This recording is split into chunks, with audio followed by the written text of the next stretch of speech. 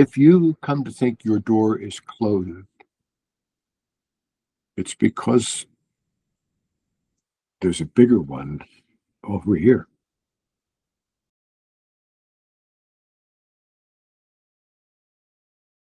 All right.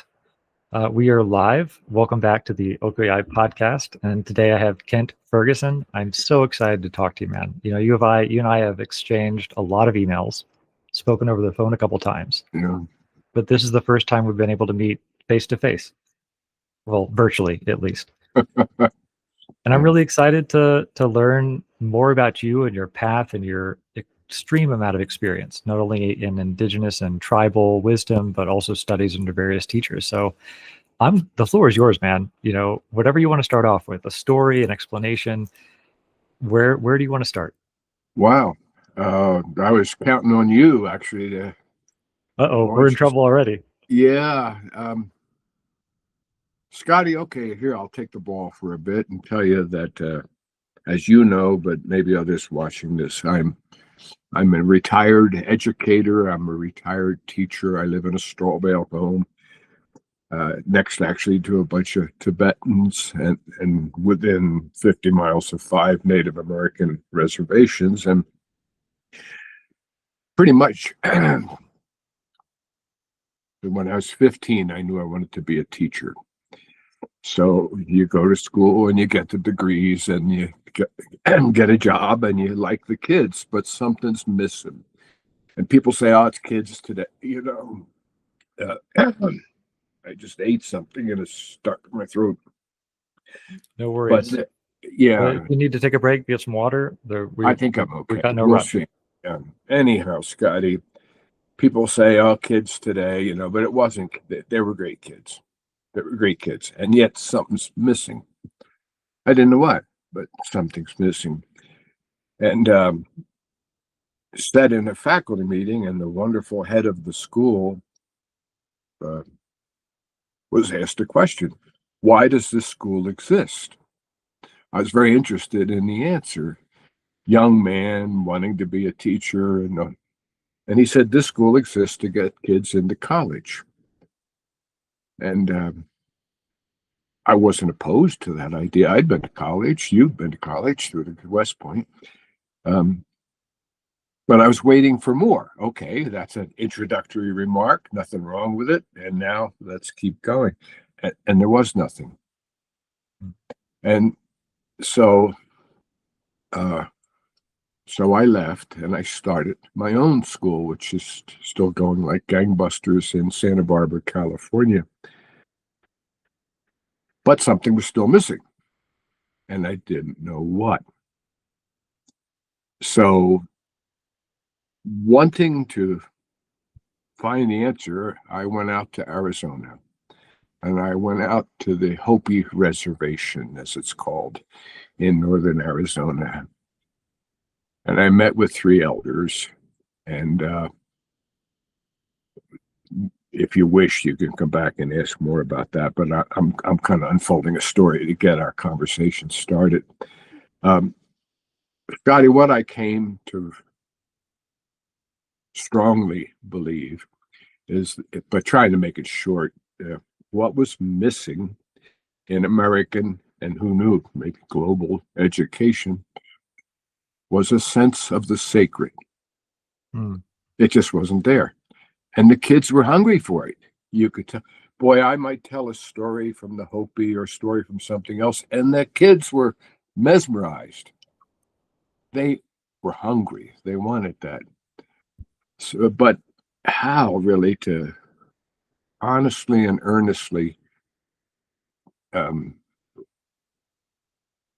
bring this concept of a sense of the sacred in? Because if you're not careful, somebody might think, "Oh, you're talking about Jesus." Yeah, you're I was going to ask about that. Judaism. You want to sell your spiritual or religious background. So how do you bring in a sense of the sacred without that baggage? And so that set me on a happy, lifelong search and quest. into indigenous cultures or ancient cultures.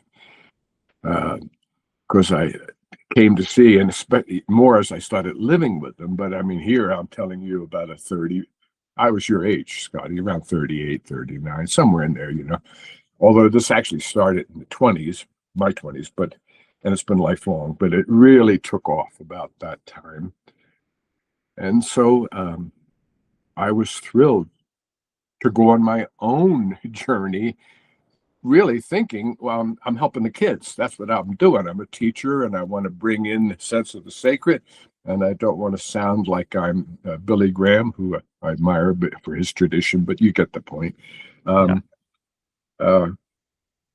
so for example, for 20 years, I never had a student, and I've had thousands,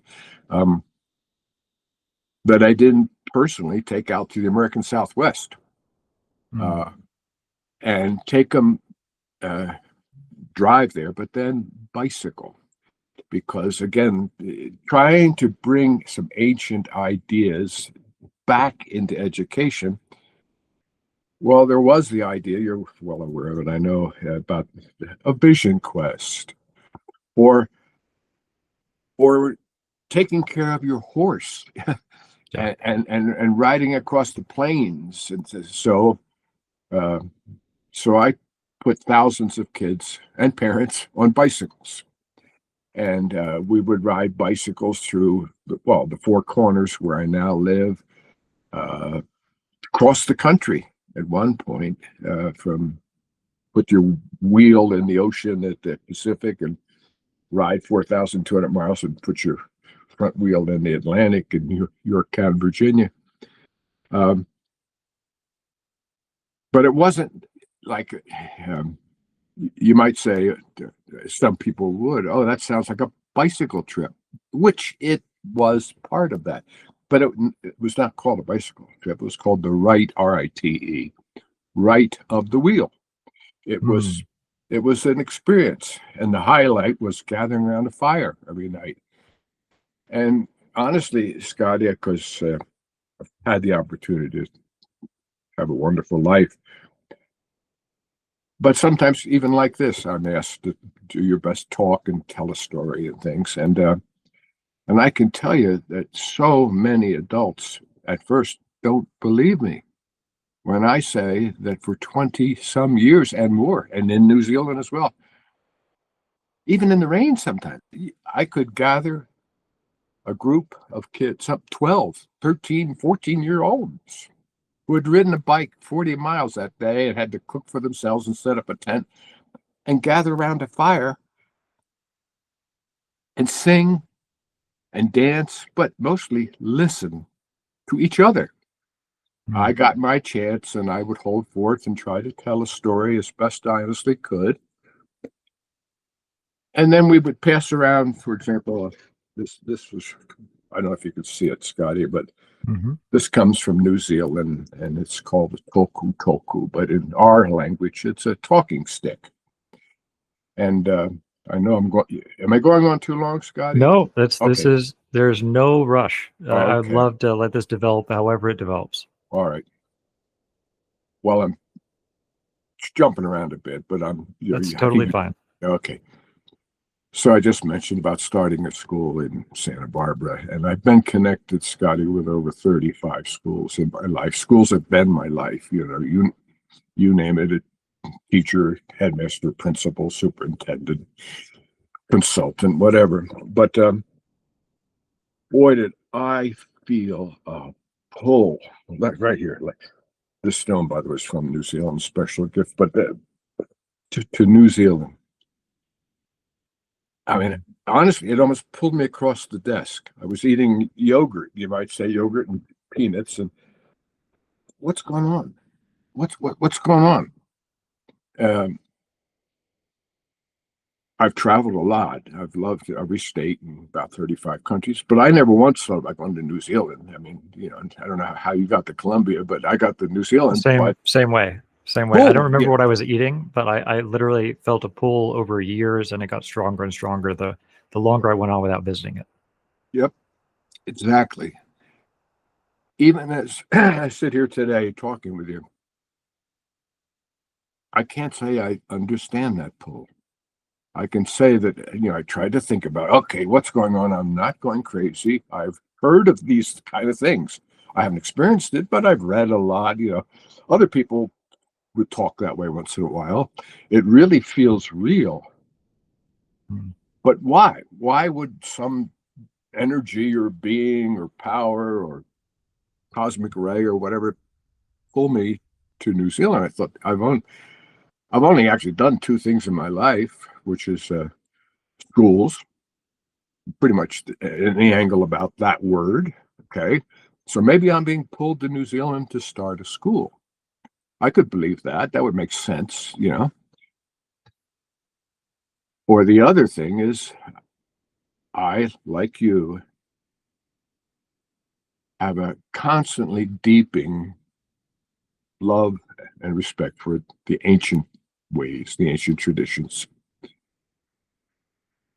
I mean, that was like a hobby. That was a passion. Okay, we're done teaching. So now Yeah. let's go over here. So it's got to be one or the other. So I went to New Zealand, and I spent 7 years trying to start a school in New Zealand. You might know it's two big islands and beautiful. And I became a legal resident. And I started at the very top of the North Island and all the way to looking for the right place to start a school. In fact, um, hang on. Uh, so I don't know if you can see this, Scottie, but Looks like a Chicana. sorry, It looks like a Chicana. Are you familiar with the Chicana? I'm not. It's the Andean cross. Now that's amazing. See, now I'm learning from.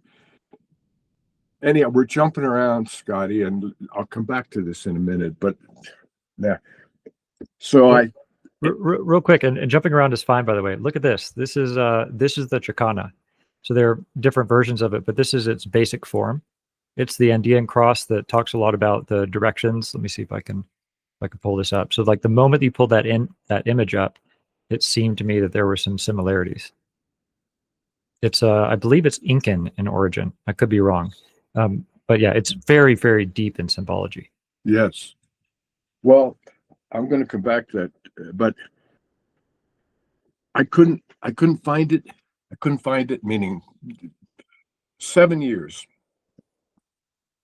went to this call. What is this call? And then I gave up after 7 years. I was in New Zealand. I had a week left, and I walked out and I looked up at the sky. And I know to some people it sounds silly. To you, it won't. But It won't sound silly. okay, I looked up and I said, guys, girls, angels, kachinas, whatever you are, I really believed I was doing your work, kind of. I was trying to help. Mm-hmm. And then I spent 7 years. I sold my home. I gave away my dog.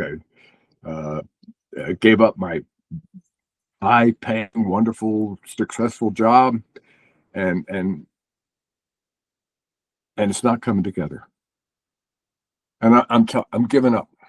I'm giving up, guys. So if I'm wrong, I need an epiphany. I need some kind of direction. I'm spinning. Yeah. But I'm telling you, I'm giving up. I'm here with this woman I love. She's very patient. And I'm like a man on this fire running around trying to start a school. I'm giving up.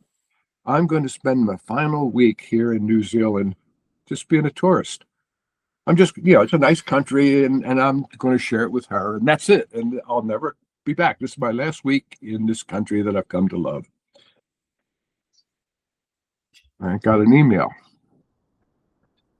from a student who was 28 now in the story I'm telling you, but when she was 12, living on the west coast of the South Island of New Zealand, in what if we get into this far, it's a very sacred place, although she didn't know that, neither did I.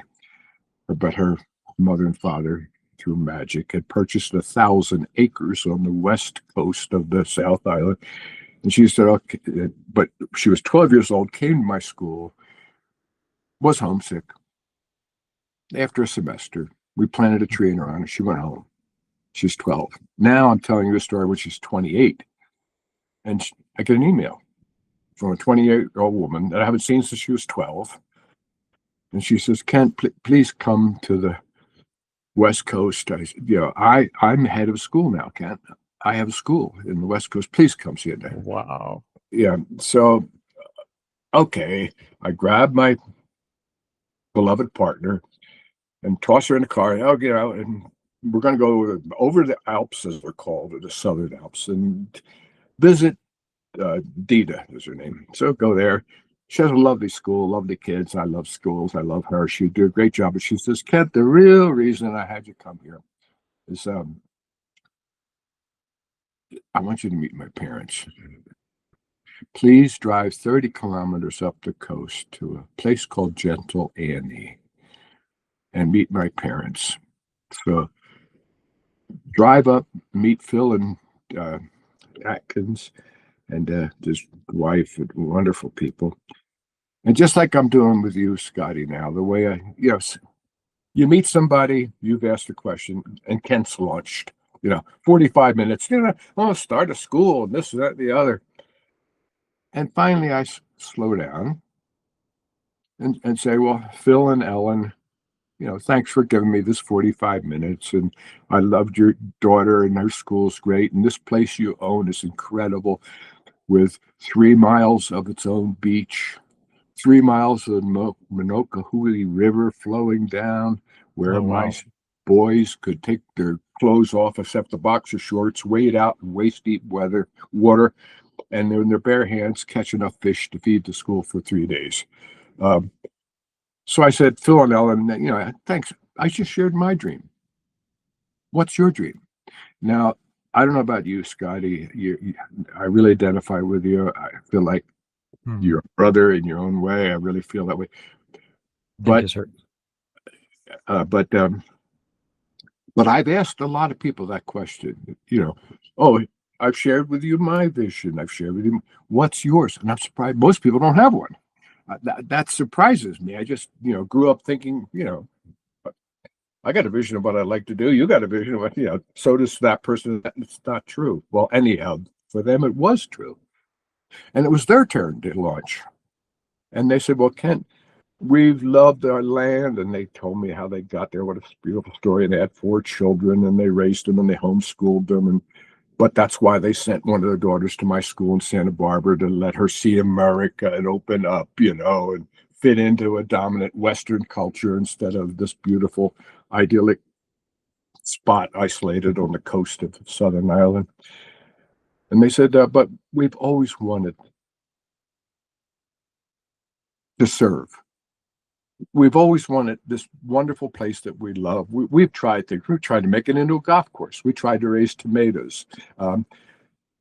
We had guests. We built cabins where people can pay money and come to survive and to raise our children. But we've always wanted it to serve, and not just serve rich people, to serve. So they offered it to me. $10 a year. For 10 years. Renewable. Your kids have to pick up the trash. Deal. Yeah. Scottie, I'm stunned. I'm stunned beyond belief.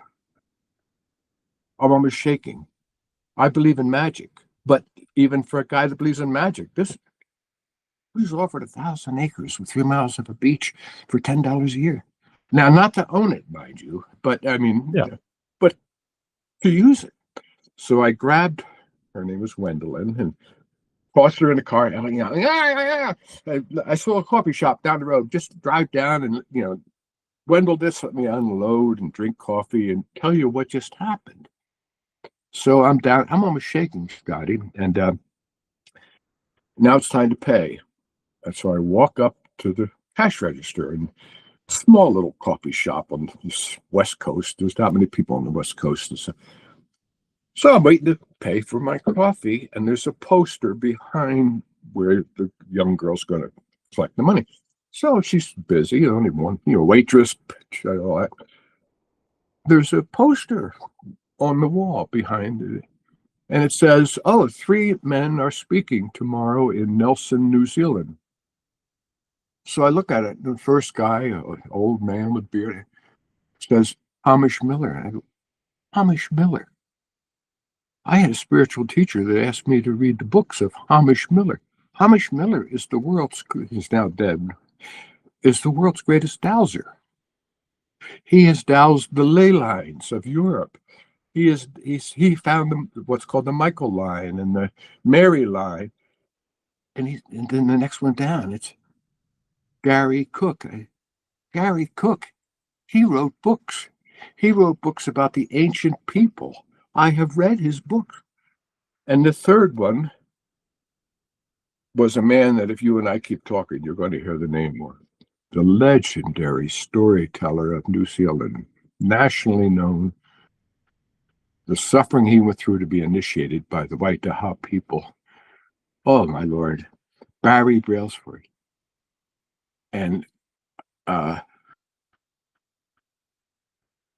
when I was, I'll get places, Scottie. It's my way, There's no rush. Believe me, I've talked to enough Indigenous elders to be extremely patient and to like this. The way that this is developing, Kent, is exactly perfect.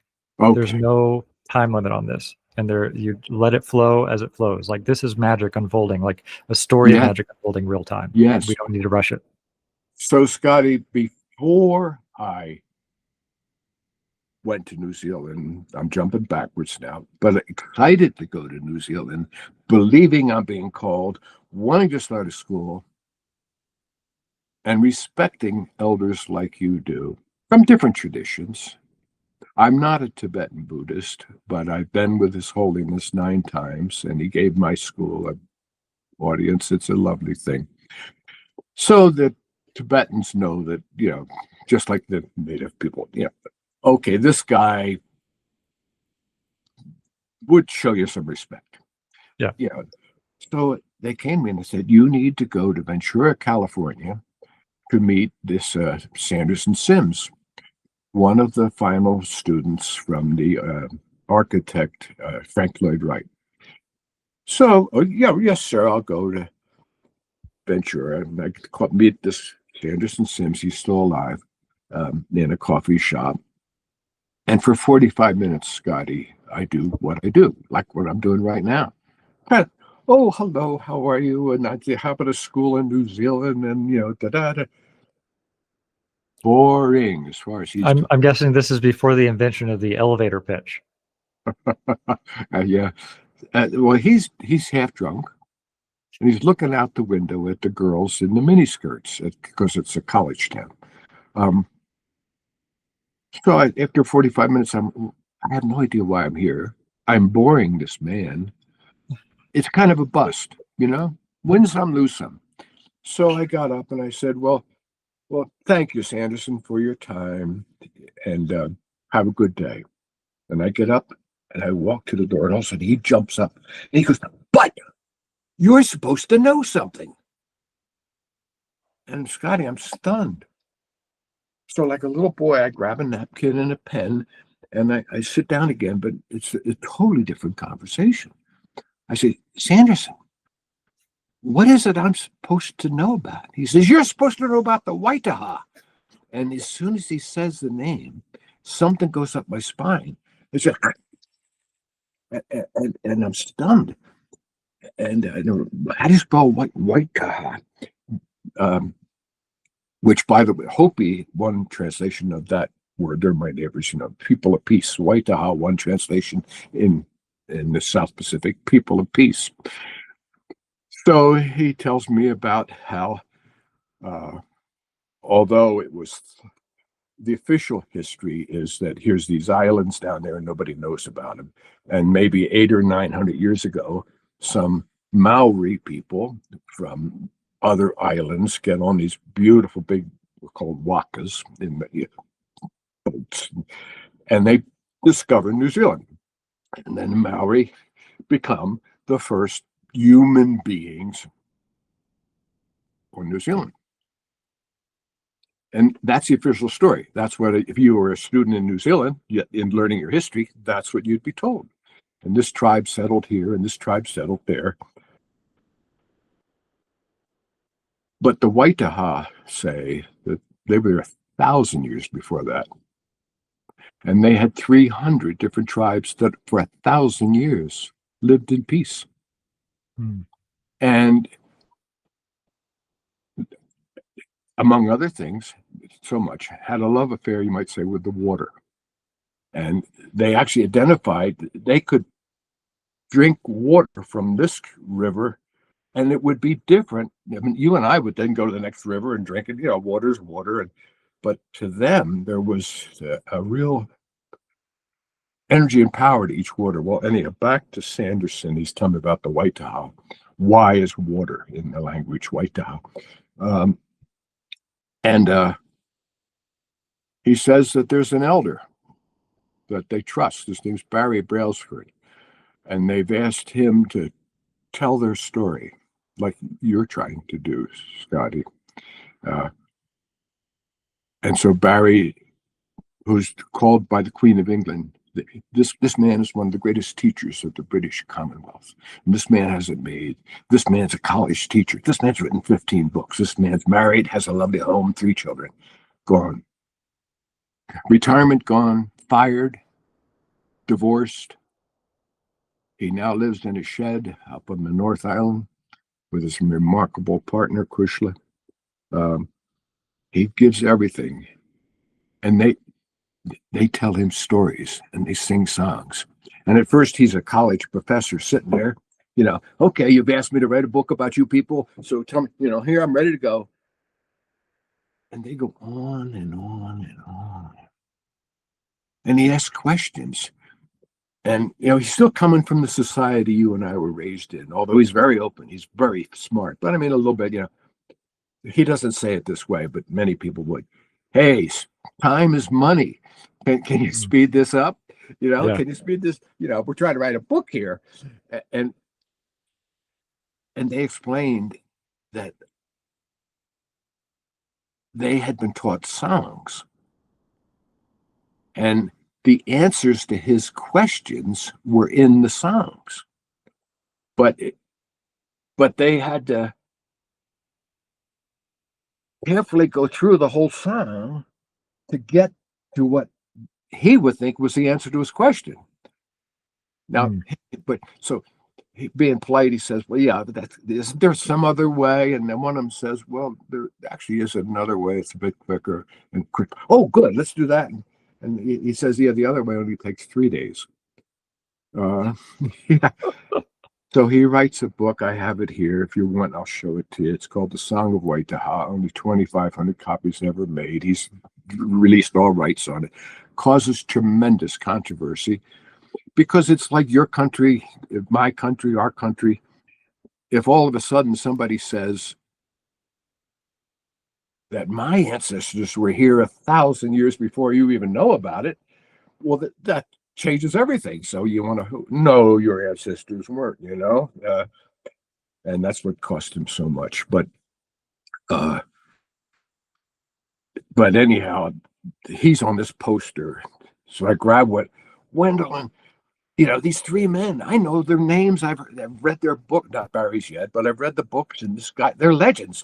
So can we drive to Nelson, New Zealand, and and I get to hear these guys. So we drive and all night and get there at 5:01, and it's in a big park, and there's tents and this and that, the buildings.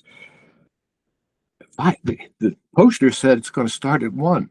I've driven all night, and now I don't know where to go with 5 minutes left, So I jump out of the car and I run up to the first woman. I say, pardon me, do you know where Barry Brailsford was speaking? And she looks at me, and the clock's ticking. I'm nervous. And She says, yes, I know where Barry's speaking. And I thought, Barry, she's first name. I'm his wife. Oh my goodness. So she walks me into this building, and now it's about 2 minutes to 1, and I sit down, and I'm so excited. And, the talk hasn't started yet. And I'm looking around, and, oh, look, who's here? Isn't that interesting? That's the guy that told me to meet Sanderson Sims, years ago about that. And that's partly here because Sanderson poured it on about Barry Brailsford. Oh, look over here. There's Sanderson Sims. So I get up and, oh, hi, Sandy. Do you remember me? We met in a coffee shop, Kent Ferguson. He says, oh, hi, Kent. Lovely to see you. Let me introduce you to my best friend. This is Dr. Charles Campbell. Dr. Campbell is the president of the indigenous school for the people of Hawaii. It was set up by the Queen of Hawaii. It's a very famous school, and it specializes in trying to preserve the heritage of the Hawaiian people and raise Hawaiian kids to be Hawaiians, kind of thing. And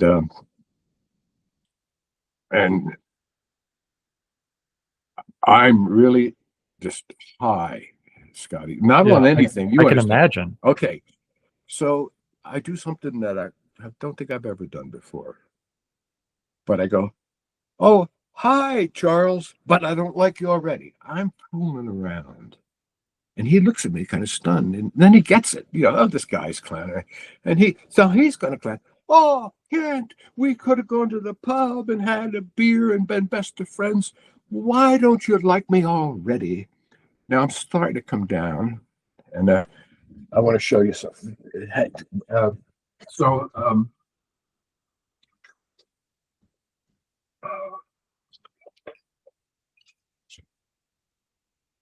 So I say, Charlie, I just spent 7 years trying to start a school in New Zealand, and I was offered 1,000 acres, the largest castle in the country, 40 homes, 3 greenhouses, its own airstrip, its own dental office, 500 fruit trees.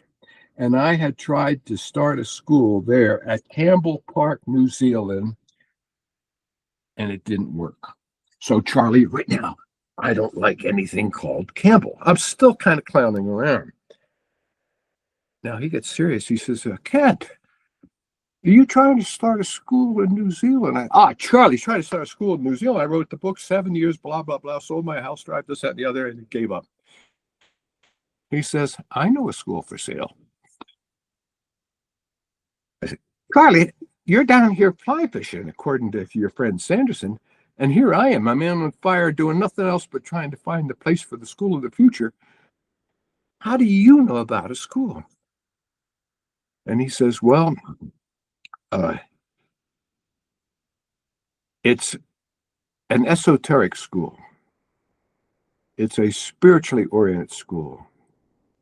3 people went around Mount Kailash up in Nepal and Tibet, and they had a vision that they were supposed to go to New Zealand and start a school. And they put crystals in the ground, and they brought down giant rocks from the sacred mountain Taranaki, and they put them in a circle and a square and this and that and the other, and carefully measured it and laid it out and carved symbols on each rock. And it is the original monastery of the South Pacific. They bought the original monastery of the South Pacific. It's the largest home in the country. It has 17 bedrooms, 9 baths, 35 acres, 2,000 rose bushes, its own chapel, organic garden, ponds, peacocks walking around on the lawn, ducks, chickens. And it's going to be for sale in 2 days. Wow. So he shows me a picture of it. And I know I keep getting up. So I won't get up again to show, but beautiful. Oh, please feel free. Well, I'll keep going. Maybe. So, because believe it or not, I'm still trying to get back to We're still getting back to the talking stick. All right. So here come the talks. And I'm ecstatic. Time to sit down and listen to these lectures. As far as I'm concerned, they could go on forever. Each guy talks maybe an hour. It's over. People are leaving. I'm sitting here almost like stunned, Scotty. Mm-hmm.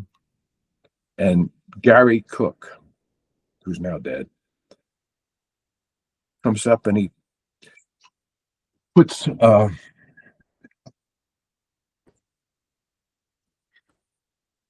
something on my lap. And I don't know what it is. And I'm trying to let you and others see, but anyhow, what's in this box, Scotty, is a book. And it was the Song of Waitaha, this very book that for 7 years I've been trying to find. This guy, Barry Brailsford, was written. So, whoa. Wow. Yeah. So Barry's wife comes up, Kushla, and well, not legally not wife, but you know what, a partner, I should have said. Wonderful, incredible. She says, would you like to meet Barry? Well, oh, yeah. So, she walks me over and he says,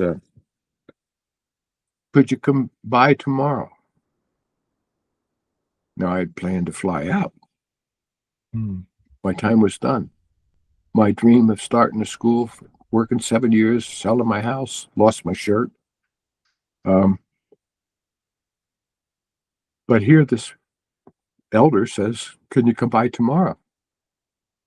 So, yeah. So I run into town and change the ticket.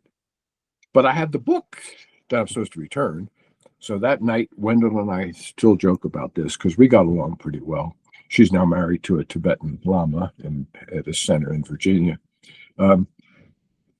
But we joke about that. Was one of the few fights. Hey, you've had the book long enough. My turn. No.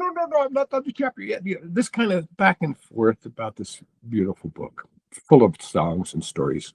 So, I mean, you permanently have the book now, so I guess we know who won. Well, no, not that book, because that was to be returned. But okay, gotcha. Okay, yeah, I've been. I thought it was the book you showed us. Sorry, my bad. I have been gifted the book later. Yeah, so okay, I'm going to be there another day. Change the ticket. I'm going to call this school that Charles Cable told me about on the North Island. He says it's for sale. So. Hello, and the woman answers the phone. Oh, my name's Kent Ferguson, and I understand I'm American, and I'm trying to start some schools. So is Haydn for sale? Haydn is the name of the place. The Maori call it the High Den, but in Haydn. So is the school for sale? And she says, when's your birthday? A little annoyed here. Okay, tell her. She said, no. What time? What city? What? So I tell her, but I'm thinking this is nuts. This is supposed to be a real estate deal. I'm a potential buyer. By the way, I have no money, Scotty, but because wonderful parents think I've touched their kids in a wealthy town, I've been blessed with patrons and help. So that's how I'm about to buy a school. Not with, I put in my home, but, we're talking millions, and I'm not in that category, never have been, never wanted to be. But anyhow, I tell her what my birthday is, blah, and she says, do you have a partner? Yes. What's her birthday?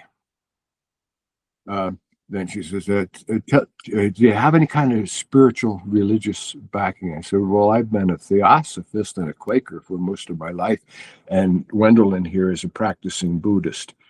She says, hold the phone. So long distance call. 5 minutes later, she comes back and she says, yes, to you, it's for sale. So I'm wondering, what is going on? I mean, I gave up. I'm supposed to be on a plane flying home, but somebody's just offered me 1,000 acres on the South Island of New Zealand. I couldn't find it. Yeah, and a kid, his parents, and now this place on the North Island is that I haven't seen. They're offering to sell it to me, so I've got to change my plane ticket again to go there. And now you've got like two separate school or real estate possibilities, one at $10 a year and the other that's going to be offered for sale to you after revision. Right. In And, like what, 2 days? Yeah. Wow. And so, Scottie, that's why I'm going on like this, Scottie, because you're catching the story, and it's even more amazing because I go see Barry Brailsford the next day. Like, he said, come by. And we're sitting on the curb of a street. And he says, I rarely do this. He says, but I live in the mountains. I live in a very special place. And boy, is it, Scottie. In English, it's called Castle Hill, but in Maori, it's called the Nest of the Gods. And the Waitaha, it's incredible. And they believe that thousands of years ago, there were 3 schools, one from South America, one from Africa, and one from the Himalayas. The world was going nuts, and volcanoes and tides changing and the poles changing, and people floating around trying to find new homes and survive and on boats. And they three different cultures started 3 different schools within walking distance of each other up on these mountains and rocks called Castle Hill by us. About the time I was there, the Dalai Lama came to Christchurch. That's the name of the city near there. And he went to Castle Hill. And he doesn't talk this way, Scottie. He's not like this, you know what I mean? He's really, what a man. And he says that it's one of the most charged places on this planet. And when Hamish Miller doused, he wrote a book about it called The Search of the Southern Serpent, and how there was this serpent energy going up and down in New Zealand, and the serpent's head popped up at Castle Hill. And so Barry says, would you like to come spend the night up at Castle Hill? Well, as you can guess, okay, time to change the ticket again. And yes, sir. Now I'm thinking, this nice guy, he's a hermit. He's got this lovely partner. He's said he doesn't often do this. He's invited us. What a nice thing. It's going to be Wendelin and I and Barry and Cushla have a nice dinner, or whatever, just chat. So we drive up there. There's 20 people at the dinner table when we get there. And they've come from South America, and they've come from Napa. And one of them is very rich, and one of them isn't, and one of them is an athlete, and one of them is a singer. And they've been planning this for a year. And I'm totally embarrassed because I feel like we're crashing something that all these people have set up. It's like the Wedding Crashers or something. But they're all very, very nice, and we all chat and have some wine, and visit. And Barry says, tomorrow my wife and Kushla and I are getting up at 5 a.m, and we're going up to where these 3 schools were. We're going to go up on these rocks. And if you wish to come, you can come. But 5 o'clock in the morning, well, you better believe that Kent and Wendelin were up and dressed and ready to go at 5 a.m. So we go up into these rocks. And Scottie,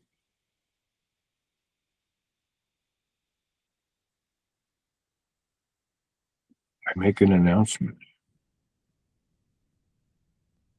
I said, I now know why I'm here. I'm home. And I have left in life $50,000. And guys, I don't know what's going on. I mean, Barry Brailsford and books and this Shambhala school that's called up north and 1,000 acres, and now I'm here and I'm up in these rocks. Guys, I have $50,000 left. If I can find which is going to be hard, but I'm spinning in magic. If I can find a house within 3 miles of here for $50,000 down, I'm buying it. I'm going to die here. So I'm a man on fire, and we come down, and I get my pad and pencil, and oh, look, here's a house for sale. Call Century 21. Oh, over there, get right down, call Joe. And Charles Campbell, the president of the Hawaiian School, comes up to me and he says, "Oh, Kent, you really like it here." And of course, "Oh, Charlie, like it here. I'm going to die here if I blah, blah, blah." He says, "Oh, Kent, we have 5 acres. Would you like to see it?" And I'm thinking, wait, I'm supposed to get on an airplane to fly up there, and time's rushing, and I'm trying to buy a house. He's a nice guy. He knows that for $50,000, I'm not going to be buying 5 acres and building a house. So he's kind of slowing me down, but he's a nice man. I'm believing in magic. So, okay, Charlie, show me your 5 acres. One of the most beautiful 5 acres you could imagine, with the snow-capped mountains that are all named after the Waitaha sailors and founders, looking out on these stones. It's just beautiful. So I said, "Hey, Charlie, you lucky guy. I know you got some money, that you're going to retire here." He says, "No." He says, "We bought it for Barry." And I go, "Oh, I get it. This is the ancient way. You guys passed the hat, and he's a teacher without much money, and he's getting up in years, and you nice guys are going to give him this 5 acres." I'll never forget Scottie. He looks at me for a while and he says, "Kent, you don't get it. You don't get what's going on, and that's all right." And I said, "Charlie, you're right." I said, "I'm a guy that believes in magic, but even for me, my head is almost exploding at this time. Uh, what's going on? I mean, something's going on, and I'm not getting it. What's going on, Charlie?" And he says, "Well, when we were in Hawaii, we heard this story that they had kahunas, and they're like medicine men, and the native people really respect them. But we're white educated guys, and we know that this is all malarkey. So let's drink a few beers, drive down to this village where this kahuna is speaking, and we're going to knock this guy down. I mean, oh, you fake medicine men, trying to manipulate the innocent people and get their money." And he says, it was the real thing. We never got, he was an authentic, quote, medicine man. And he said that there was a legend in the islands that somewhere near the year 2000, and don't take that too literally, but near the year 2000, a small series of schools are going to start to appear on this planet. There's going to be approximately 28 of them, and a common denominator will be that they all touch the Pacific Rim. They're all very close to the Pacific Ocean. And of course, I'm sitting there thinking, well, they don't know it, but I just started a school in Santa Barbara on the Pacific Ocean. Yeah, but anyhow.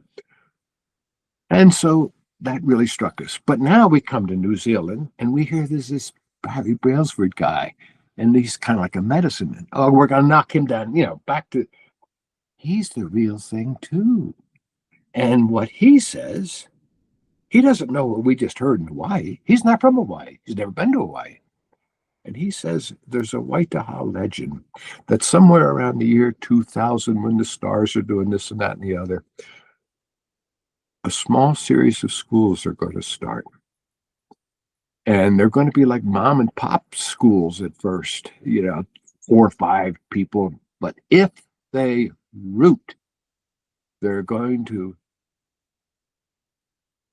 it's the future. And in other words, what we except the number, Barry had, I think, 18 and the other guy 20, but except for a few details like that, it's essentially the same story. And so Barry, who's getting old, has hoped that before he dies, one of these schools of the future will be on these 5 acres, literally looking at where the original 3 schools were. I mean, you could hike from here there. You don't need a car. They're that close. So this ancient energy, almost like radiating out of this mountain to this 5 acres, this was to be in. So what a lovely story. But I got to get on that airplane. And so thank you, Charlie. What an incredible story. And so I run down to get Gwendolyn. She says, Kent, I know you're doing this, but we can't leave till you go across the street and thank Barry and Kushla. They have been so nice to us. They've been great. Gwendolyn, look at the time. We're going to miss the... Kent, I'm not leaving till you go across the street and say thank you. So I go across the street. And Barry answers the door. And I said, Barry, Gwendolyn, oh, what a thank you. He says, would you please come in? So I come in and said, would you please sit down? I'm like, oh my goodness. I can feel it. And he rolls out a map. It's the map of the 5 acres. He gives it to me. And for 7 years, I've been like a madman trying to start a school. I gave up. I told them I need epiphanies. And then within 5 days, I don't have 1 campus. I have 3. Wow. I don't yet have Hayden, but I get it. So, I end up with 3. So I fly to Hayden, and woman picks me up, drives me, and cross over the cattle guard. She says, welcome to a new universe. So we drive in, and nice, and here's this, a bedroom for you. Now we meditate here. We meditate at 7 and 12 and 5, and you're welcome to join us if you want. So, yep. So we meet in a circle. And after the circle, I do what I'm doing with you. There's method and madness here. Believe me, you're trusting, but you're not being misled. So I do what I do because it works for me, Scottie. I do exactly what I'm doing now. Blah, blah, blah, blah. Lay a background. And then, okay, it's your turn. I just shared with you my dream, my vision, my hope. But I feel badly now because here I am trying to buy what was your dream. You guys started the Shambhala school. You had it for 3 years. So when I look at it that way, I feel almost badly because you're backing away. You're giving up. And that makes me kind of sad because I identify with your passion and what you guys tried to do. So what pushed you? And they give me a book, and it's called Letters of Occult Meditation. It's written by Alice Bailey. I don't know if you know the name, but in 1920, Alice Bailey starts to channel, supposedly, a Tibetan master called DK. That's the initials Westerners use because we can't pronounce the name. So she says that she's channeling this Tibetan in 1920 and writing a book. And now here I am at Hayden, and they're giving me this book. It's 2003. The book's 83 years old. And they say, please read the chapter 5. So, good night. So, chapter 5. It's called The Schools of the Future. Now, this is not from Hawaii.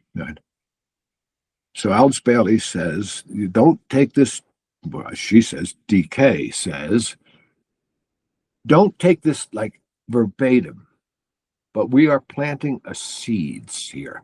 So you'll get the idea. This is a general idea. somewhere around the year 2000, a series of new schools are going. And I'm thinking, holy cow! This is the third time I've heard this Like story. They don't- deja vu. Yeah, and she says they're going to take place. She describes the teachers, the buildings, and there's going to be 7 of them. And one of them is going to be in the southwest part of the United States of America. One of them is going to be in western China, near Tibet. One of them is going to be in, I've forgotten where they're all going to be, Wales, I believe. One of them is going to be in New Zealand.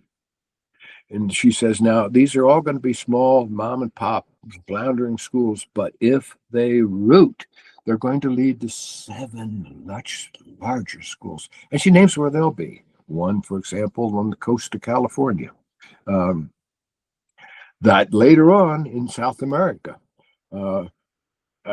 So anyhow, Scottie, I bought Haydn. The men backing me bought Haydn, and now I had 3 campuses. And now I'm turning 60. It's my birthday. And they have a turret where the 3rd floor is where only a few people go there. And I asked if I can go spend my 60th birthday there. Just because it's time for Kent to come down and, holy cow, So I come down and they're having a fire on my honor. So there's all these people, elders, Maori, white, you name it, men, women, in a circle. I had no idea. I'm like the guest of honor, Scottie. I don't know. I don't know what I'm doing. You really, deep down, I'm, yeah. But so there's this tall 15-year-old Maori boy next to me. And I turned to him. I'm not a big man, I'm 5'7". He's taller than I am already at 50. And I say, Aiden, the truth is, I don't know what the hell I'm doing. I believe I'm supposed to start a school in New Zealand. And the truth is, I'm spinning. I don't even know where to begin. Aiden, you're from this land. If you were going to start a school in New Zealand, what would you do? Very calmly, this young boy who became my first student from New Zealand. He says, well, Kent, if I were going to start a school in New Zealand, the first thing I would do is carve a stick. Now, I was stunned because obviously what he would know is the Hopi story about Kokopelli, and I don't know if you can make it out. I'm trying to move. I don't think you could see. Anyhow, I have 35 Kokopellis in my house. That's what I'm trying to show you. And do you know the name Kokopelli by any chance? I'm not familiar, no. The legendary storyteller of South, Central, and North America. That Kokopelli, some say it was a he, some say it's a she. My daughter says it's a bug. The Hopi say it might be related to the katydid. But this semi-mythical figure travels South, Central North America. He's found carved in caves in South, Central, and North America. And he is the legendary storyteller, flute player. And Kokopelli and others met with Masao in South America. This is the Hopi legend. And Masao said, you can live here with me if you follow our ways. And I've been gifted South and Central and North America, you might say, from the gods. But all I actually have is my planting stick. If you wish to live the way I do, with the planting stick, planting, then you can live here in America with us. And the Hopis said they did that. Well, here's this boy, he doesn't know anybody, but he said he would start with a stick.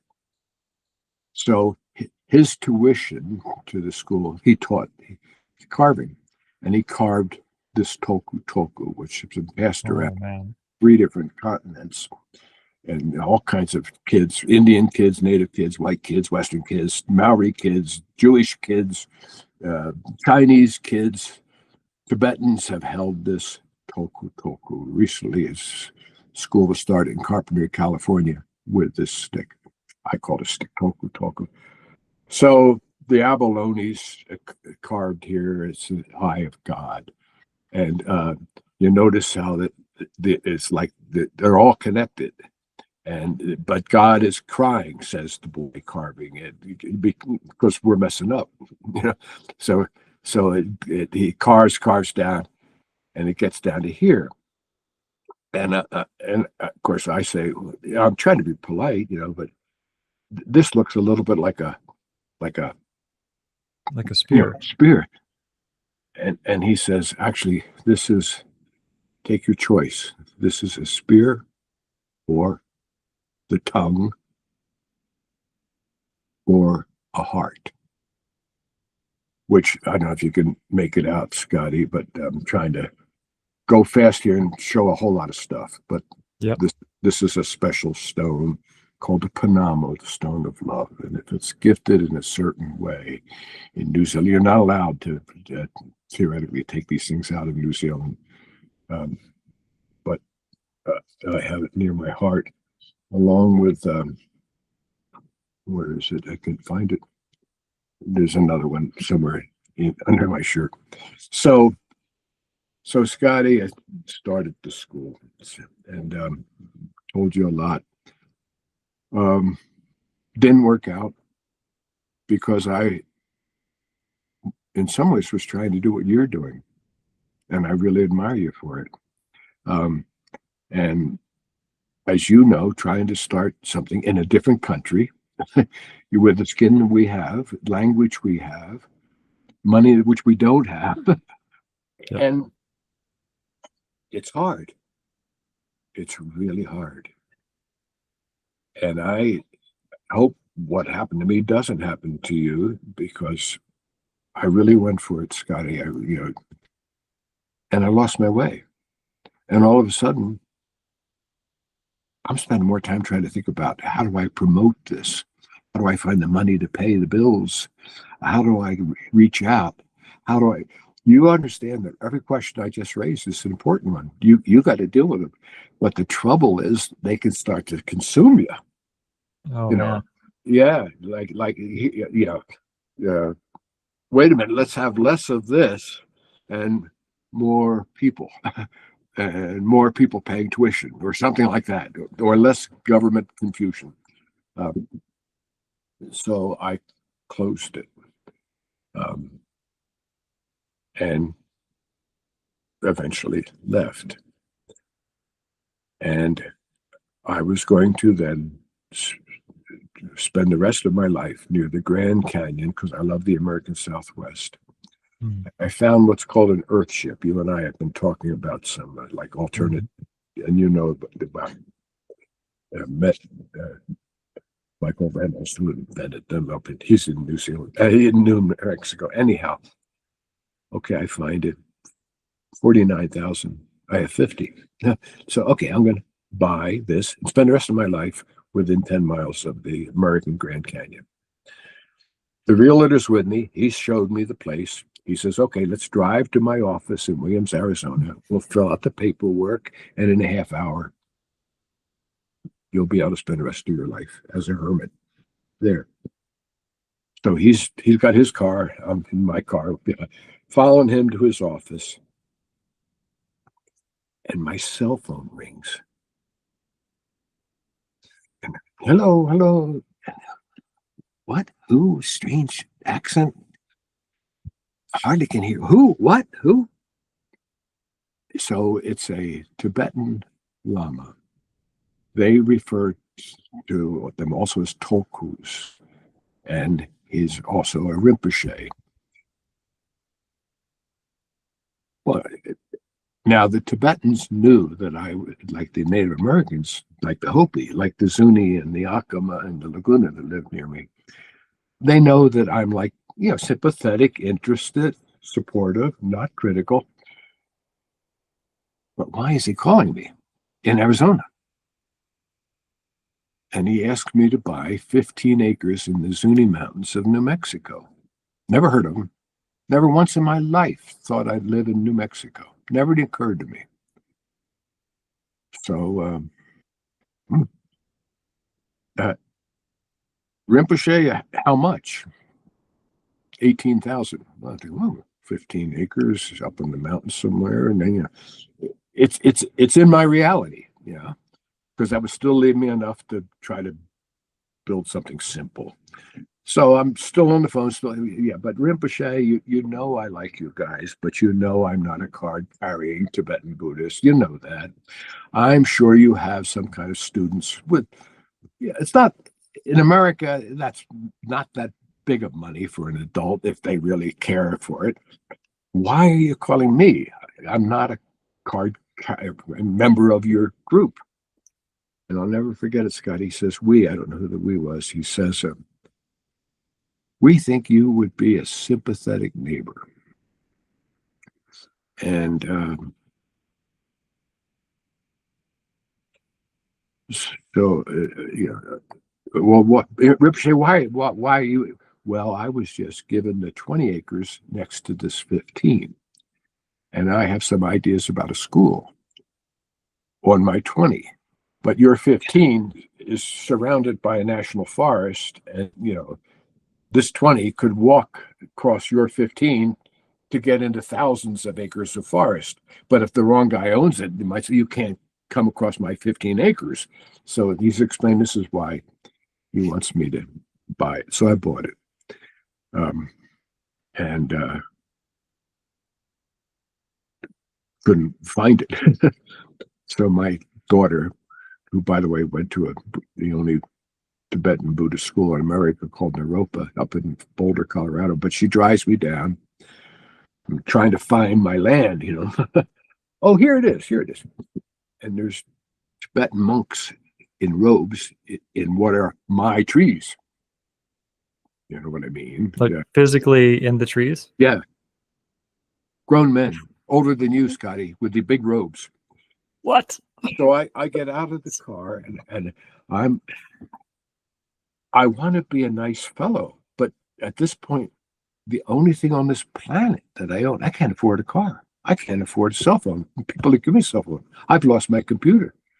The best I have, I'm going to live here in a tent, on a cot, in a used Boy Scout sleeping bag, and ice chest, and I hear New Mexico's hot in the summer, so I'm going to spend the summer here and try to get my life in order.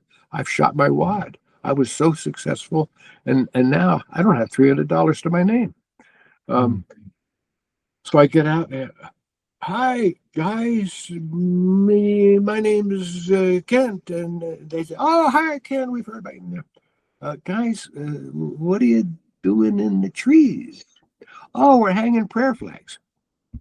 And if you could come here, maybe someday you will. Who knows magic, Scottie? You'll still see I will. Huge pine trees, and on top, the flags are long gone, but there's still the sticks, sticking up the tree. Guys, what are you? I'm spinning. So you're putting the prayer flags in the trees. What are you doing here? And they say, we're going to build a stupa. I said, what's a stupa? Maybe you've heard the word. I don't know, but I hadn't. From you, yes. Yeah. So, well, in case somebody's ever watching this video that you're making, a stupa, you and I might call it a church, or if you're Jewish, you might say a synagogue, or if you were a Muslim, you might say a mosque. If you were a Tibetan Buddhist, a stupa was your special building. In New Zealand, the Maori would have a marae. So I said, well, guys, I'm past my prime. Never build anything, but I'm here for the summer. I'm living in a tent up in my land, and if I can push a wheelbarrow, stir some concrete, and if I don't hit my finger, I could probably nail some stuff for you. So I guess you'd say they brought me into what you would call the tribe. They don't use that word. Sangha would be their word. So I got, like you, Scottie, after a while, you can just, at first, a lot of the elders, they're polite. They don't trust you exactly. Yeah. You have to weave the relationship. Exactly. Which has to happen slowly. Exactly. You got it. But picture, okay, here's this American dude, and he's trying to help us build a stoop. He doesn't even have to spell the thing, but he means well. And let's invite him for dinner. And now let's invite him for dinner. Now a month, let's invite him for dinner. So 3 months go by, and they get the feel for you, and and you can sit down and let your hair down, as we say, and chat. So I've shared a lot, Scottie. That's probably plenty. You want to take a turn? Well, I continue to be stunned by the story that you share with us about your magical life experience. And I identify with you on multiple points. I feel like I don't have a choice to not build this. I can't not build it. I have to. And I've never, ever felt a call or a purpose or a passion like that before in my life. And what you said with what happened to you after these magical experiences happened, the 3 campuses in New Zealand, and you lost your way, I'm currently going through that, like right now.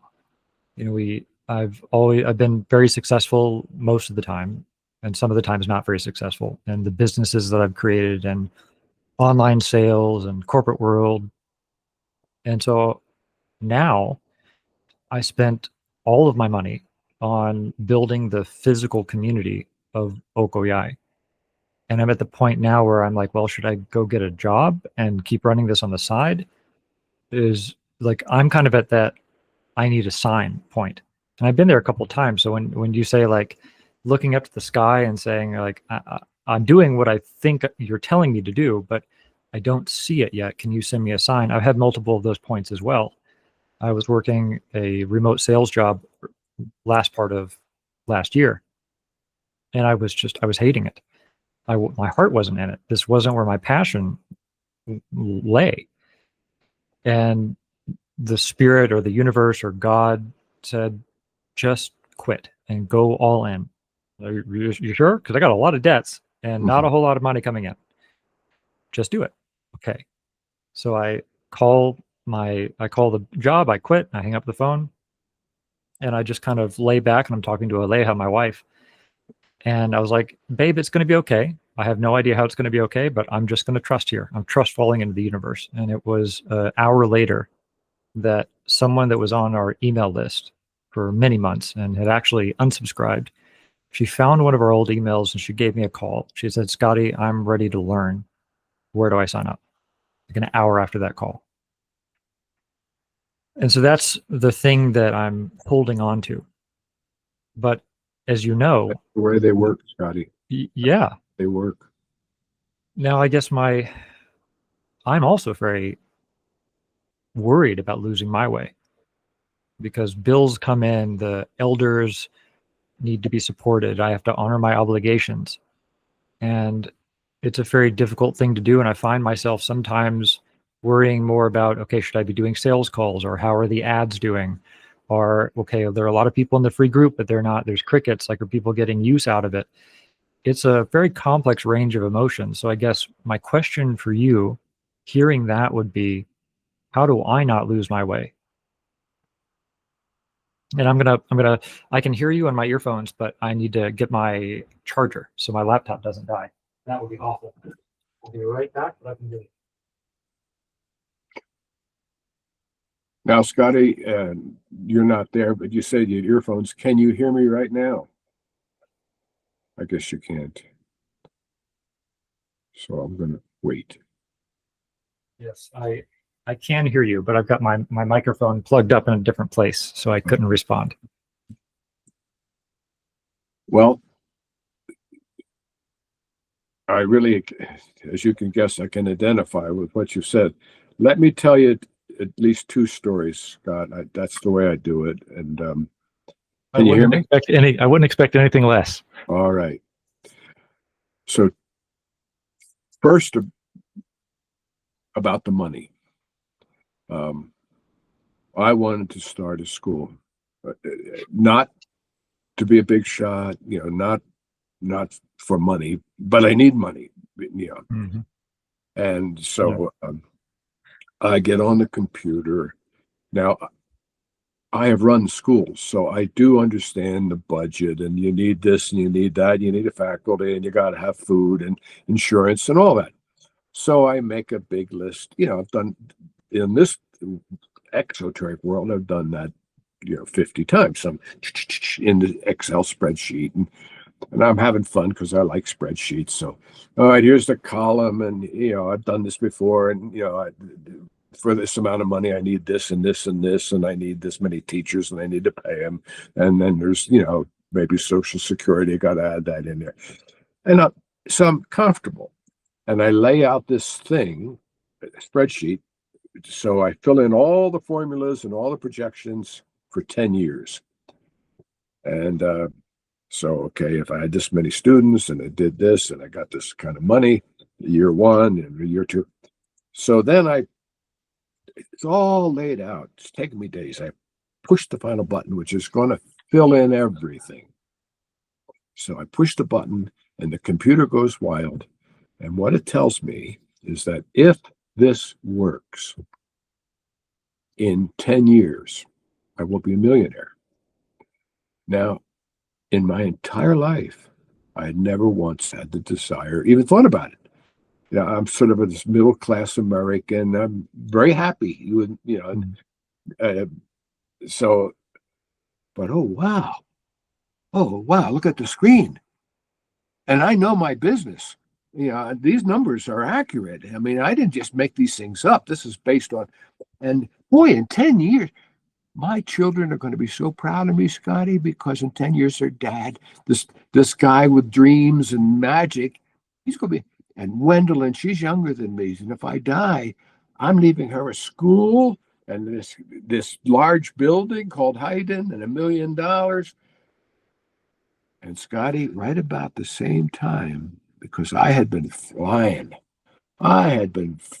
through everything I just told you. It was just falling into place.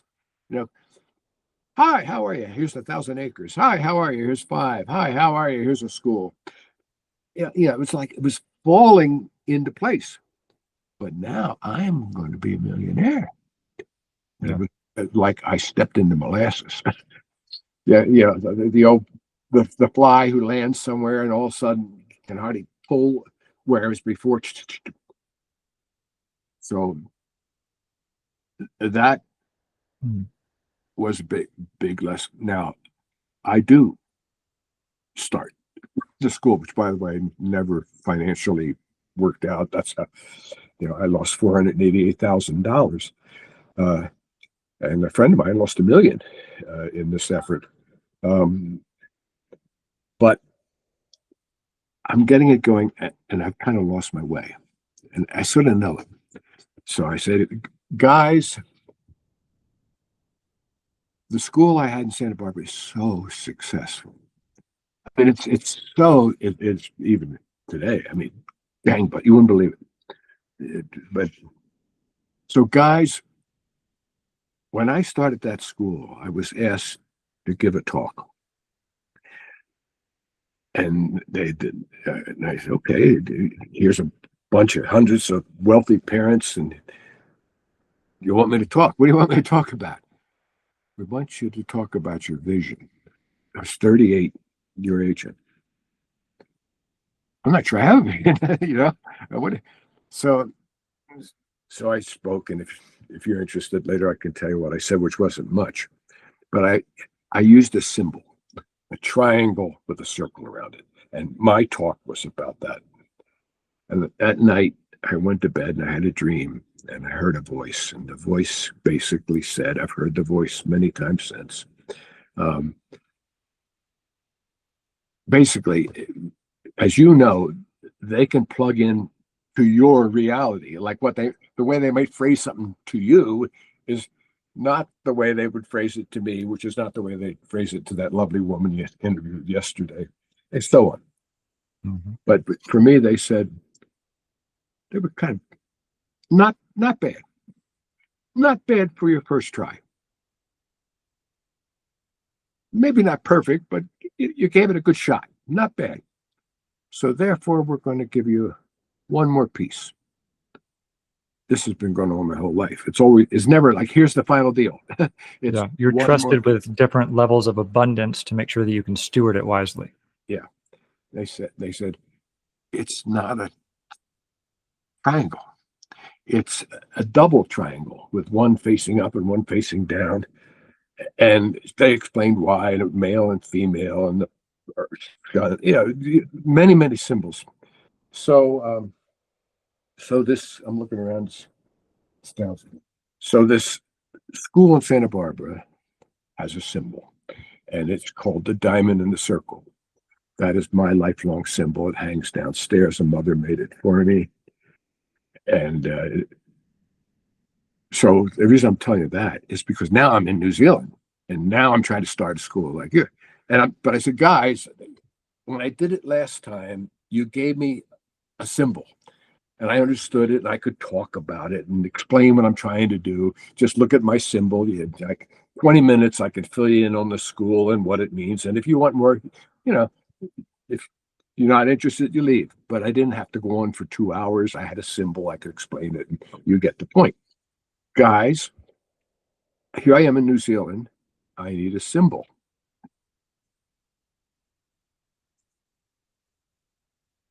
And they gave it to me. And I said, guys, I can't use that symbol because I have studied other things, and the Hindus call that the Yantra. And if that's the symbol of my school, people are going to say, oh, he's trying to start a Hindu school because that's a Hindu symbol. And I didn't think I was trying to start a Hindu school. I'm gonna pull up the Chicana as well. Yeah. It's not an exact match, but it looks very similar in some aspects I see. Well, they are. Because, see, that's the thing. This is not a Hindu symbol, like they own it, any more than what you're showing me. Oh boy, if you're not from Colombia and South America, that symbol, but you can't use it, and it doesn't mean anything. As Plato said, symbols are the alpha and omega. But Scottie, it took me 18 months to accept that symbol. It's like I was arguing with him. I said, I'm being playful, trying to use words that everybody understands. Guys, it's a fabulous symbol, but I live down here, and folks are going to interpret that the school down under in New Zealand is essentially somebody pitching Hinduism. So please send me another symbol. And 18 months go by, and guys, that's the symbol. It's me again. Yeah, win some or lose some, but that's the symbol. And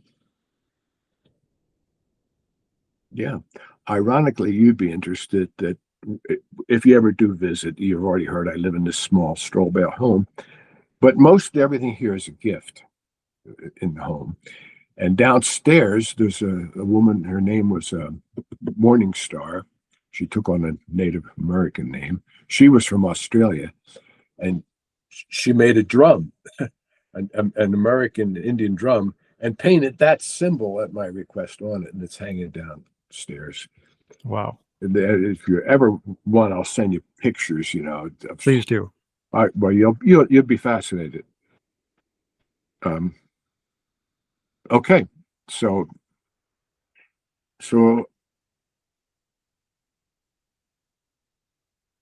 this next thing I say is easy to say and hard to live. But as I've said to you, Scottie, we've never met, and yet we're brothers. Yeah, I'm more than twice as old as you. I have really tried to check out your heart and your motive. And I guess the way the world talks, you've won me over. Where we've had our first couple encounters, and the way the kids talk in this country, you're for real. What you see is what you get, kind of thing. You're not a phony. And the phrase that I have been given, which I keep saying to you, it's so simple. You are on to it. Now, if I'm correct, which I think I am, you're going to get help. But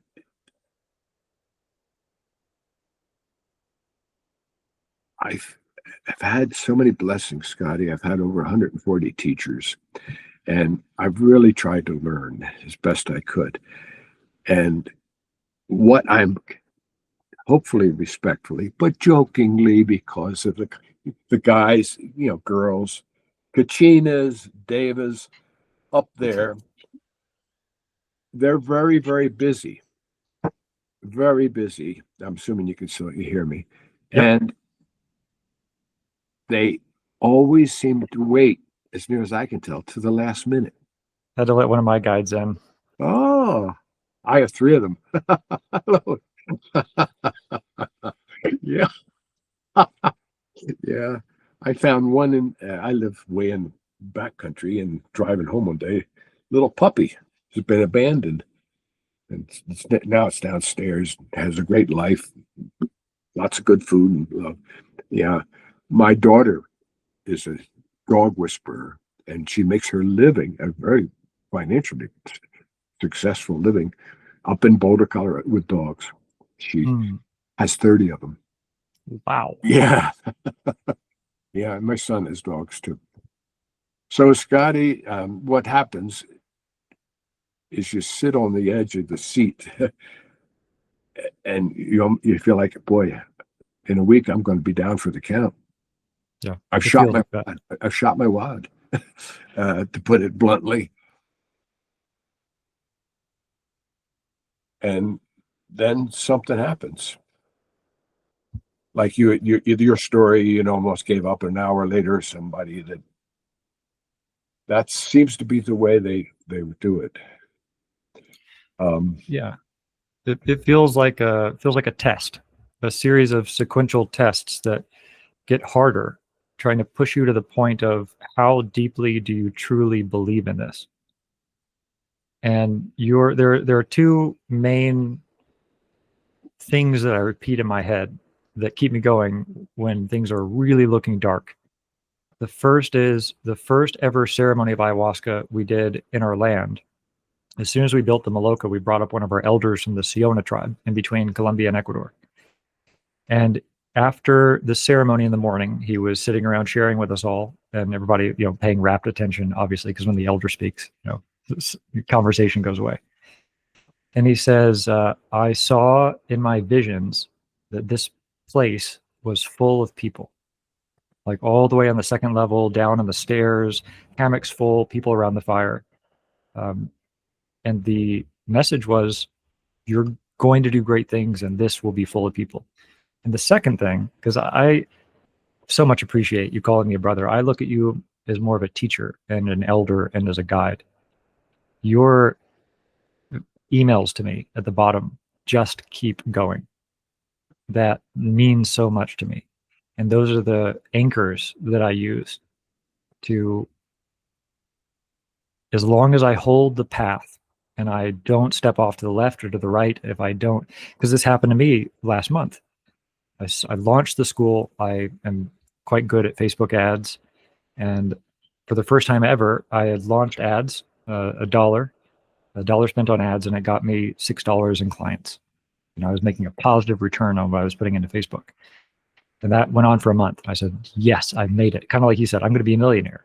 Now, I want to be careful to state that like years ago when I was building businesses, my version of what am I going to do with my money was buy a yacht, something stupid and silly. And like you said, right now, my focus is, if I get money, it's to improve the land, to improve my children, to pass something on to them. So I believe my direction is right. But I also got too focused on the marketing aspect of it, invested everything into ads again. And the last month and a half, just like you said, you were flying on air and walked right into molasses, right there, man. And what you mentioned, because I didn't know that you were so connected to the vision and things fell into place, and then you lost your path. And that really resonated with me in our conversation, and I want to thank you for that, because that feels to me like a sign that I am on the right path. And the objective here, as our elders say, is to walk patiently step by step, because just like a relationship with an elder, you can't expect everything right away. And if I did get it right away, I would probably lose my way. And so this could be in some form viewed as a safeguard for me to carry the vision correctly. Thank you, Matt.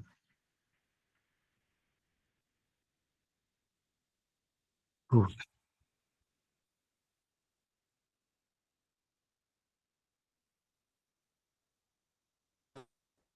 Thank you for believing in this and for sharing your wisdom with me and by extension the group, and for your constant encouragement.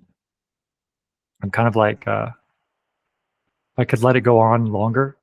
I think what we should do is have another podcast in the future whenever you feel called, because I don't think I could put two sentences coherently together to ask you any more questions at this point. I'm like you were, meeting Barry and Sandy and all the people and everything.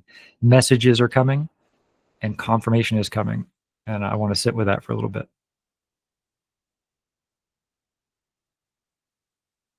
I know in closing, you have a wonderful YouTube series that you shared with me, The 7 Gates. Do you want people to look at that? And or are there other resources where people can find more about you and your work and your story that you'd like to share with people, so that I can link those when this goes out on YouTube and in the group?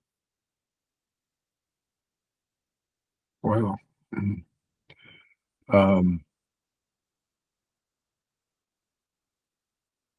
hmm.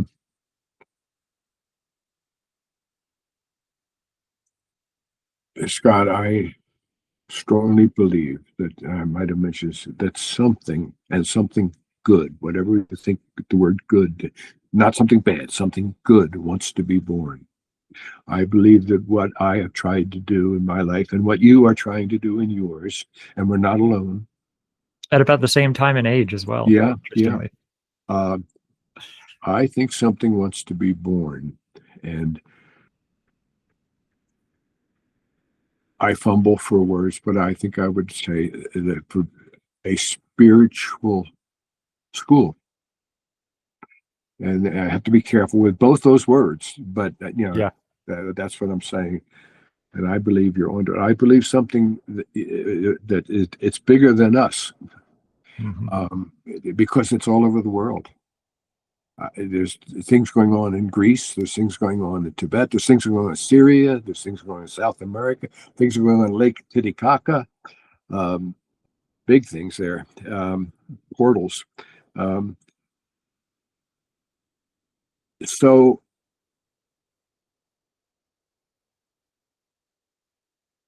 saying kind of to you, but also maybe to others watching this, but mostly to you, um, watch your dreams.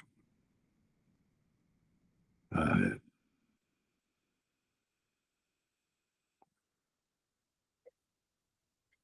I had a powerful dream. I've had several, and I didn't understand it exactly, but it seemed to say,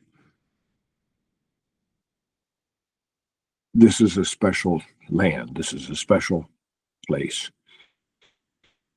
Thank you for trying to be a caretaker of it. It's bigger than you know. I'm talking about me, but in my mind, a lot of what I'm saying applies to you. It's sort of like my story, but I'm telling my story because I think it's relates to your story. And at the first, no, this can't. This is not that big a deal. I mean, taking care of some land and a few buildings, it can't be that important. I mean, why don't you give me a bigger job? I can do more than that. I can do more than take care of 15, 20, 25 acres or whatever, a couple buildings. And they just seemed so authentically grateful. just if you just do that with good heart, good spirit.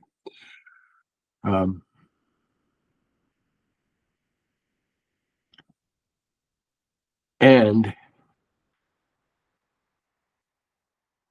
if you come to think your door is closed, it's because there's a bigger one over here. You're onto it, but it's big. It's bigger than us. What I think is coming. Hopefully, what I believe is, yeah. I'm jumping around because I feel your honest confusion. Yes, I have made a program, asked to make a program, which I call the Seven Gates. You are very welcome to share it. And in my mind, it very much relates to something that one of your people has said. You, on your website, there's a woman who has visited you, and she describes flying to your country and how the pilgrimage, she thinks, okay, I'm here at the airport and I got to get to Scottie. So there's this distance, but her trip, so to speak, she comes to realize it's actually started here. I'm not even there yet. And that's what the Seven Gates is about.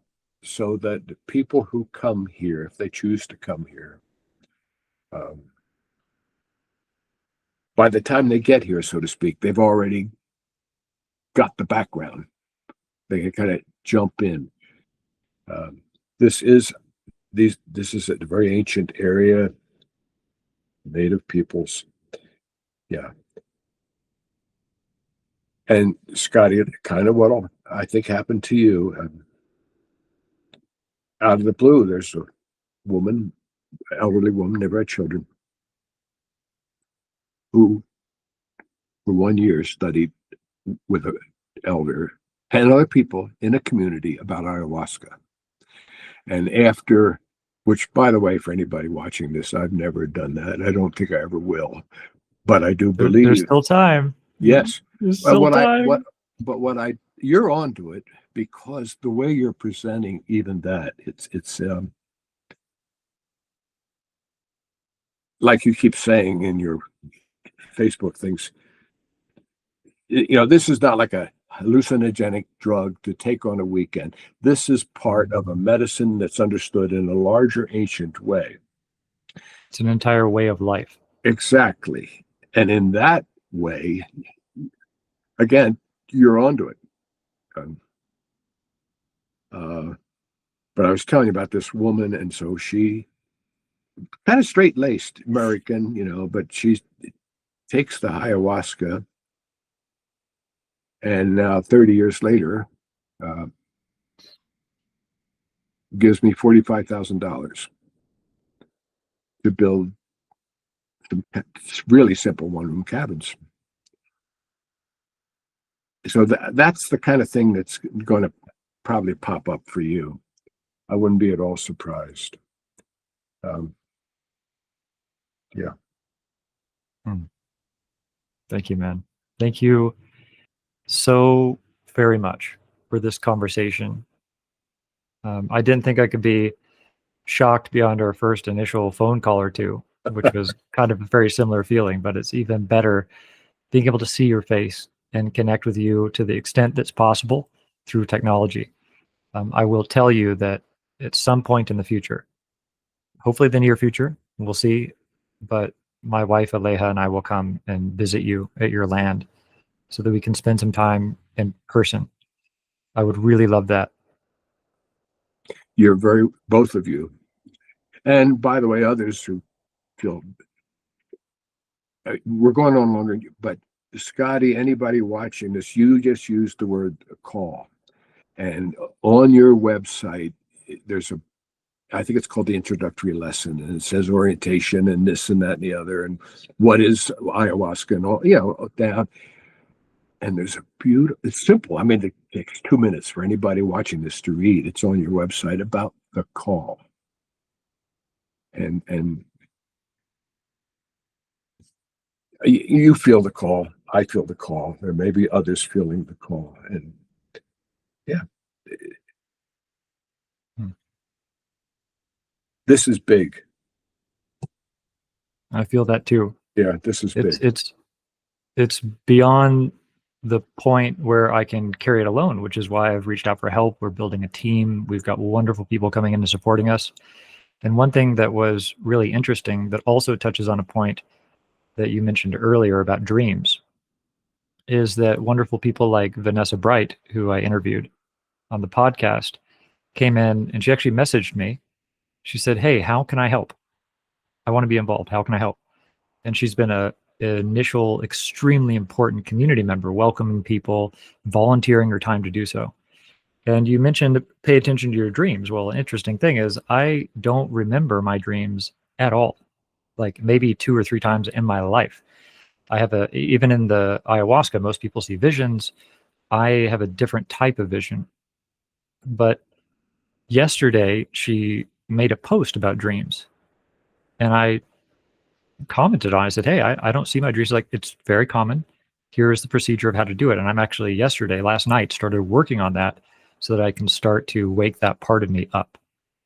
And so the moment that you said, "Hey, focus on your dreams," I was like, well, I don't dream, but also this wonderful community is attracting the people that see it and believe in it enough to ask how they can help. And I'm already getting help from it myself, which if that isn't a virtuous cycle, I don't know what is. It's wonderful. Yeah. You know, about money, Scott,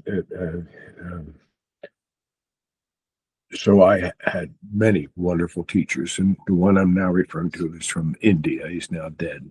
What an incredible Oxford Don, taught at Guyana, taught in Oslo, a member of the Club of Rome. So I was with him, and somebody, wealthy man from Europe, basically says to this teacher, "I would give you 100,000 American dollars if you will give me 45 minutes of teaching." And this man, I'm calling one of my teachers, said no. Mm. And here he was giving me 45 minutes in an hour. And I had nothing, like you, 100,000, forget it. 1,000, forget it. Maybe 100 on a good day, if that. So I ended up selling my home. I've done this twice and maybe do it a third time, to help somebody start a school. And so I helped. And I sold my house. I got $111,000 for it. That's way back.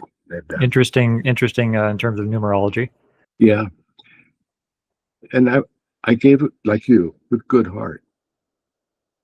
And he says to me, it'll come back to you.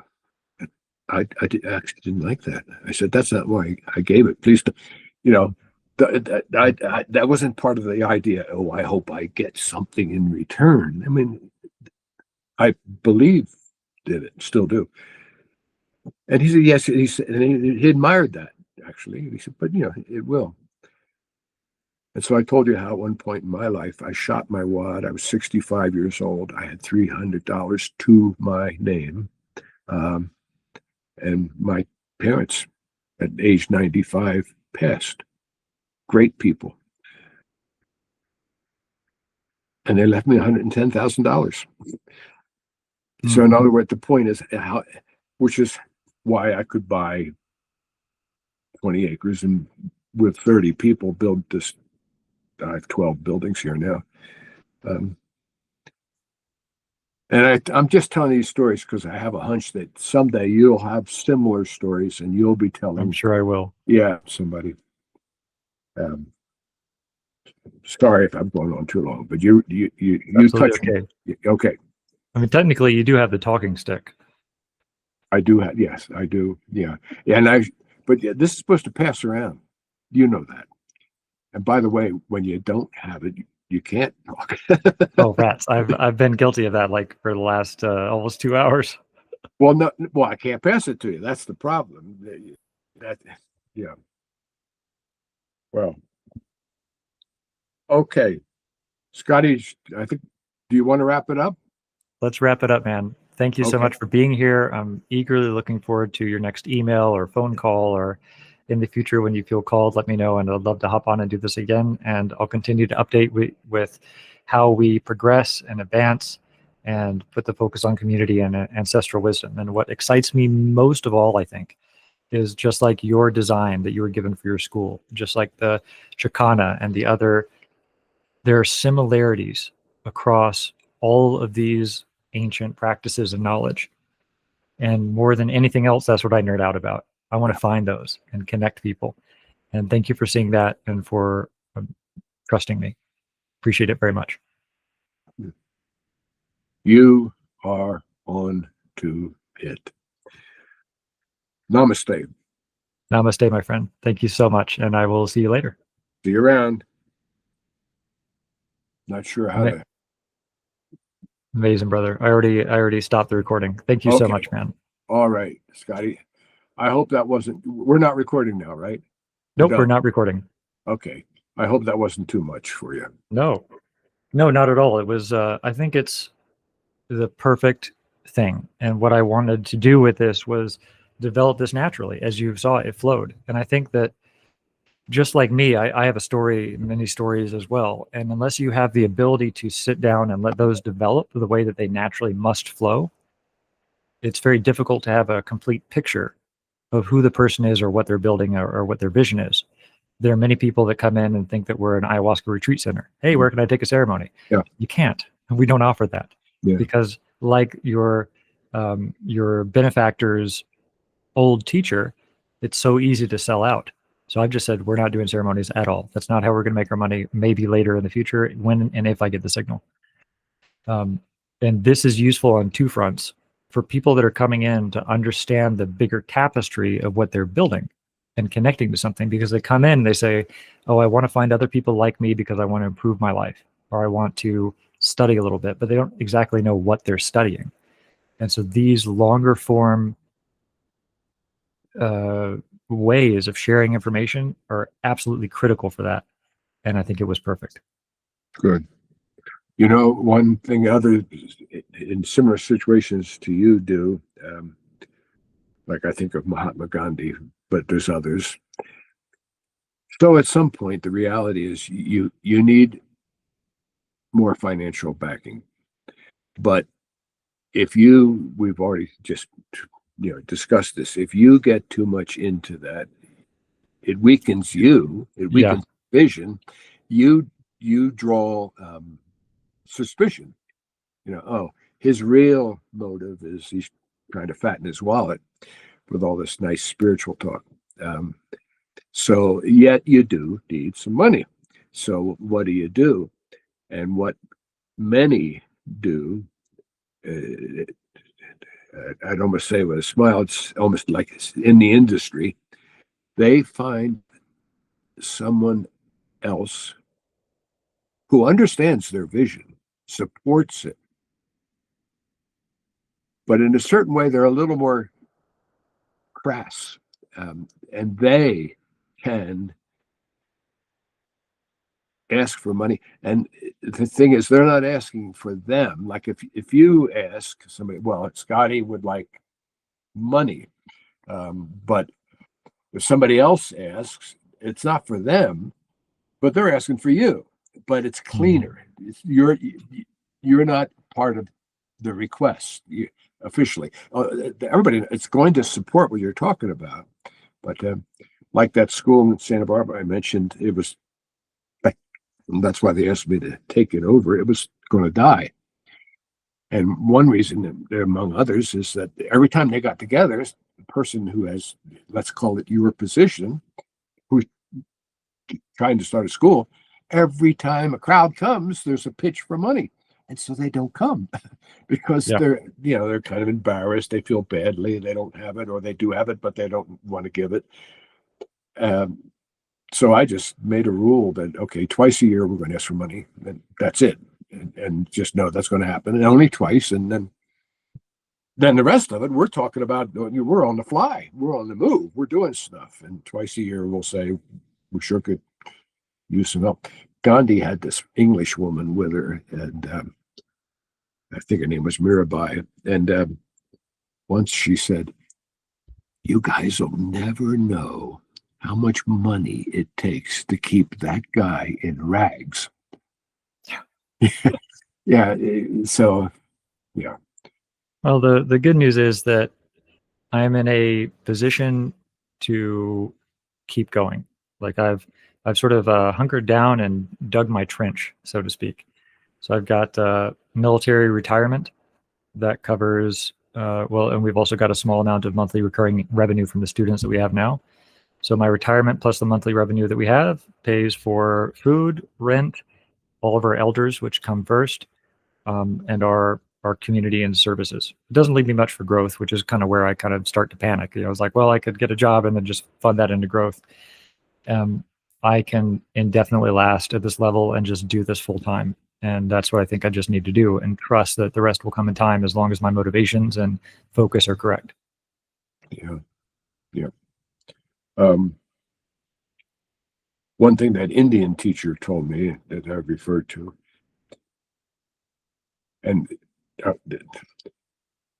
what he said to me is sort of like what I'm now saying to you. It's interesting. He would say, "Kent, you're onto it, except in your youthful enthusiasm at 38, you think in 3 years you could do this and this and this.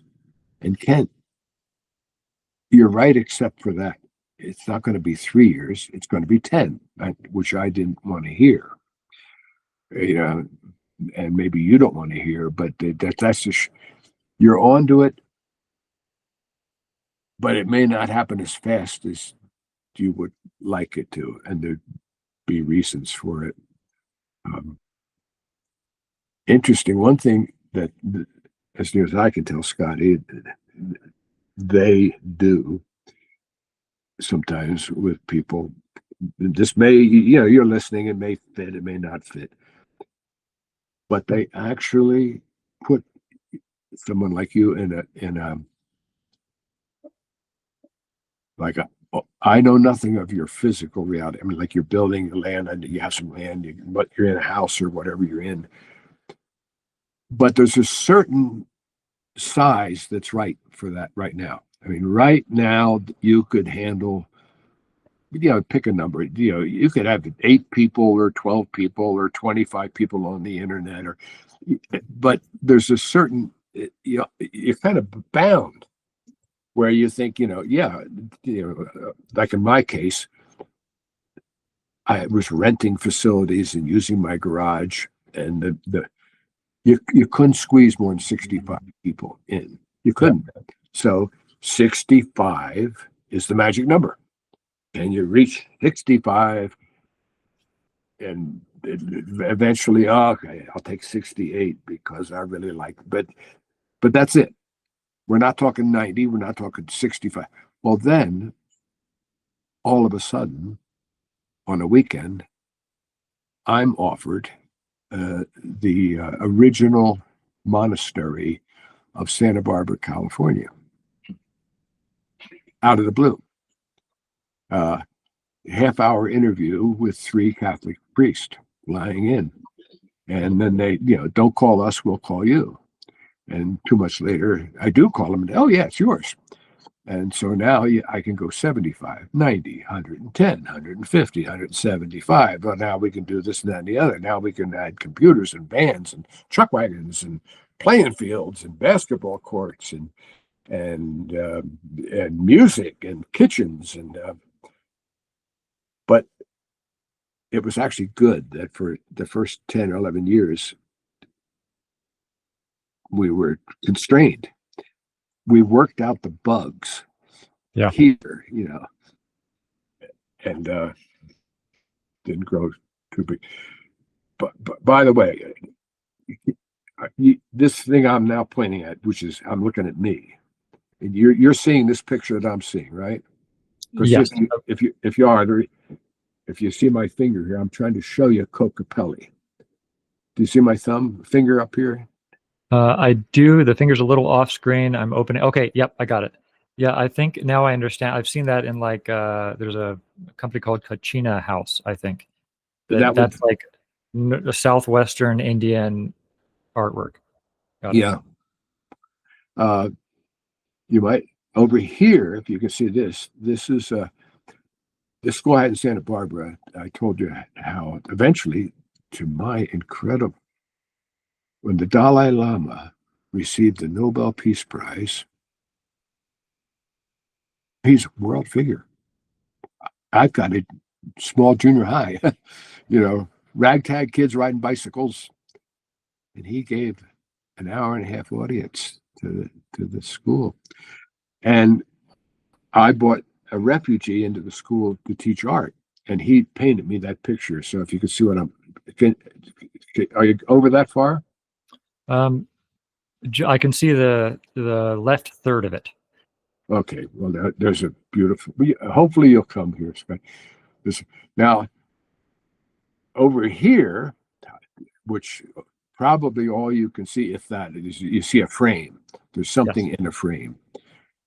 Well, what's in the frame? A woman in Los Angeles, married, not very happy. She has a dream, and she is supposed to paint a white buffalo, and she has no idea. I assume you're somewhat familiar with the concept of the white buffalo. Absolutely. Well, in many aspects, the white buffalo woman is the original deity or spirit to give the tribes their three traditions, as well as the cautionary tale of don't stare lustfully at a naked woman. Yeah, Wankantanka was her name in the Lakota Sioux. Well, anyhow, this woman moves out here and starts painting white buffalo, and she comes here and sits by the fire and gives me that. So that's a picture of the white buffalo over there. Wow. Yeah, and it's magic. I don't know if you can see above my head, but can you see my finger up here pointing at something? I can see your finger. I can see the like yellow color. ribbon. Yeah, It looks like a ribbon. I don't know if I wonder if I could somehow. Okay. Yep. Okay. So that's a gift from a Tibetan Lama, and he's asked me to put it here, so I'm sitting under it. Yeah, it's just incredible. It's all just incredible. I feel the same way, man. Yeah. Well, brother, I'll let you go if it's okay for this afternoon. Otherwise, you and I would just stay on this for forever. I know. Thank you again so much, man. All right, Scotty. We'll talk later. I'm signing off. I appreciate it. Yes, sir. Ciao, ciao.